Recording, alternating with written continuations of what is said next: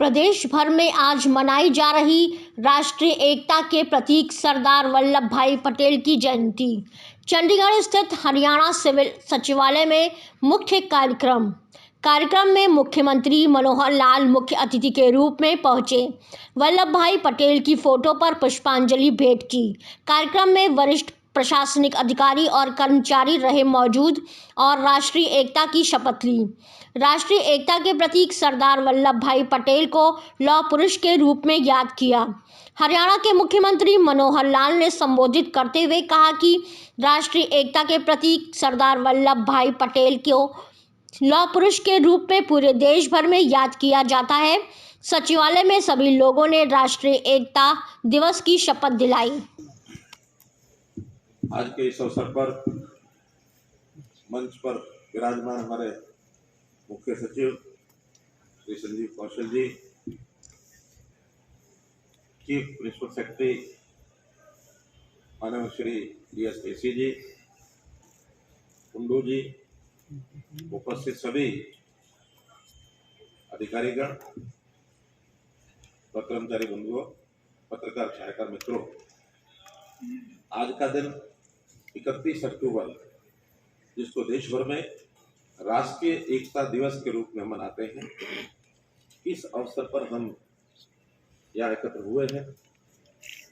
ये दिन 31 अक्टूबर लौह पुरुष, देश के पूर्व गृह मंत्री सरदार वल्लभ भाई पटेल जी के जन्म दिवस के रूप में हम इसको राष्ट्रीय एकता दिवस के रूप में कहते हैं, क्योंकि जैसा उनका कार्य, जैसी उनकी सोच, उसी प्रकार से इस दिन का नाम रखा गया है।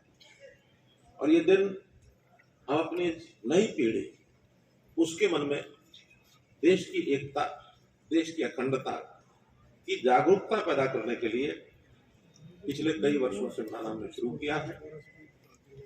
शायद मैं याद कर रहा हूं तो 2013 में राष्ट्रीय एकता दिवस की घोषणा की गई और उसी दिन सरदार वल्लभ भाई पटेल की एक बहुत बड़ी प्रतिमा, मूर्ति, स्टैच्यू ऑफ यूनिटी नाम से गुजरात में उस समय के तत्कालीन मुख्यमंत्री और आज के हमारे प्रधानमंत्री श्री नरेंद्र भाई मोदी जी ने उसकी नींव रखी थी।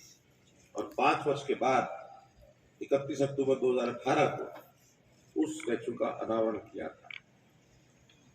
सरदार वल्लभ भाई पटेल को हम इस रूप में यूं जानते हैं कि जब देश आजाद हुआ, उस समय देश में लगभग 565 छोटी बड़ी रियासतें थी और उन रियासतों को अंग्रेज सरकार जाते जाते अंग्रेजों ने बड़ी कुटिल चाल के कारण से को अपनाते हुए और एक छूट दे दी थी कि आप चाहें तो अपना संविधान बना करके और अपने शासन व्यवस्था को चला सकते हैं, आप चाहें तो भारतीय संविधान को स्वीकार करके और एक देश के रूप में भी चल सकते हैं।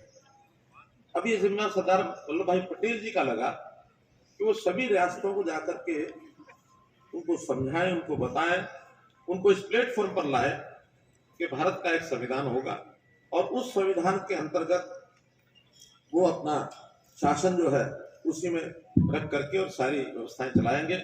बाद में फिर राज्यों का निर्माण तो अलग प्रकार से हुआ। 562 रियासतों ने उस समय ये प्रस्ताव सरदार वल्लभ भाई पटेल का प्रिय मान लिया। केवल 3 रियासतें बची थी जिन्होंने तत्कालीन नहीं माना, जूनागढ़ रियासत, जम्मू कश्मीर रियासत और हैदराबाद रियासत। बाद में उनमें से 2 रियासतें सरदार वल्लभ भाई पटेल जी के में लगी कि उनको फिर आग्रह किया जाए, समझाया जाए। उन्होंने अपने तरीके से ही उन दोनों रियासतों को राजी कर लिया, लेकिन जम्मू कश्मीर रियासत, उनका एक विशेष दर्जा जो उस समय के प्रधानमंत्री पंडित नेहरू जी के जिम्मे लगा था, उनको वो विलय करने के लिए राजी नहीं कर पाए। एक विशेष दर्जा संविधान की धारा 370 के अंतर्गत उनको मिला। बाद में हम जानते हैं कि बहुत इसके विवाद भी बड़े हुए। जम्मू कश्मीर का जो एक संपूर्ण विलय वो देश के साथ नहीं हो पाया और अब अंततः अपने देश के वर्तमान प्रधानमंत्री श्री नरेंद्र मोदी जी ने अपने पूरी दूरदर्शी एक सोच के हिसाब से इस ढंग से एक वातावरण बनाया कि 370 को और 35A को निष्प्रभावी कर दिया। जम्मू कश्मीर फिर से तो क्या, यानी एक प्रकार से उस स्थिति में कि आज हम कह सकते हैं जम्मू कश्मीर उसी प्रकार के तरीके से जैसे बाकी देश साथ मिलकर चल रहा है, तो देश के साथ एक अभिन्न उसका जो जुड़ाव है जम्मू कश्मीर का बन गया है। तो ऐसे लौह पुरुष सरदार वल्लभ भाई पटेल,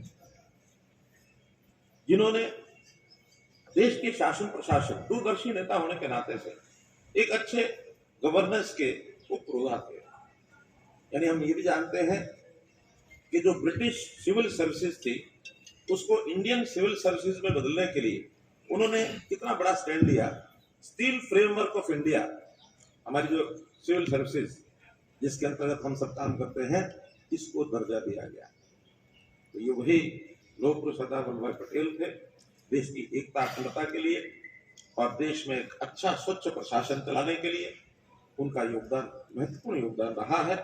तो आज मैं इस अवसर पर, उनके जन्म दिवस के इस अवसर पर सभी को बहुत बहुत बधाई और शुभकामना देता हूं। और उनके जन्म दिवस पर हम हर वर्ष एक संकल्प लेते हैं, एक शपथ लेते हैं। देश भर में ये शपथ आज ली जा रही है इसी समय, तो मैं उस शपथ को पढ़ूंगा।